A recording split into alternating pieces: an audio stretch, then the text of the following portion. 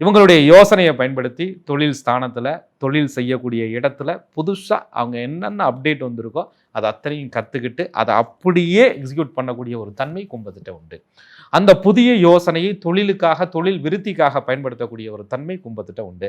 இதை பார்க்கக்கூடிய சக ஊழியர்கள், சக நண்பர்கள், இவன் மட்டும் பேர் வாங்கிட்டு போடுறானே, இவன் மட்டும் பாஸுக்கிட்ட நல்ல பேராக இருக்கிறானே, இவன் மட்டும் வெற்றியை நோக்கி போகிறானே, இவன் மட்டும் வளர்ச்சியை நோக்கி போகிறானேன்னு அந்த இடத்துல கும்பராசிக்காரர்களுக்கு மறைமுகமான எதிரிகள் கட்டம் தீட்டி திட்டம் தீட்டி இவங்களை பழி வாங்குறதுக்கு எப்படா கீழே இறக்கி விடலாம் அப்படின்னு ஆதாயம் பார்ப்பதற்காக எதிரிகள் அந்த இடத்துல உருவாகிறாங்க. ஆக கும்பராசிக்காரர்கள் புதிய யோசனையால் எதிரிகளை வீழ்த்தணும்னு நினைச்சாங்க அப்படின்னா எதிரிகள் திட்டம் என்பது இவங்களுக்கு சுத்தமாக செயல்படாமல் போயிடும் எதிரிகளுக்கு.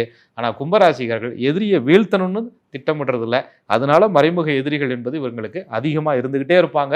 இவங்க என்னைக்கு விழிச்சுக்கிறாங்களோ அன்னைக்கு தான் எதிரி தொல்லையிலேருந்து கும்பராசிக்காரர்கள் வெற்றியை நோக்கி போக முடியும். இந்த மறைமுக எதிரிகளால் நிறைய கும்பராசிக்காரர்கள் ஒரு உயர்வு பெறும் பொழுது, அடுத்த கட்ட வளர்ச்சியை நோக்கி போகும் பொழுது இவங்களுக்கே தெரியாமலே இவங்க தான் இவ்வளோ பெரிய வேலையை பார்த்தாங்களேன்னு புரியாமலேயே அந்த பதவியை இழப்பது, வேலையை விடுவது, இடமாற்றத்தை சந்திப்பது மறைமுக எதிரிகளால் கும்பராசிக்காரர்கள் அதிக தொல்லைக்கு ஆட்படுவாங்க.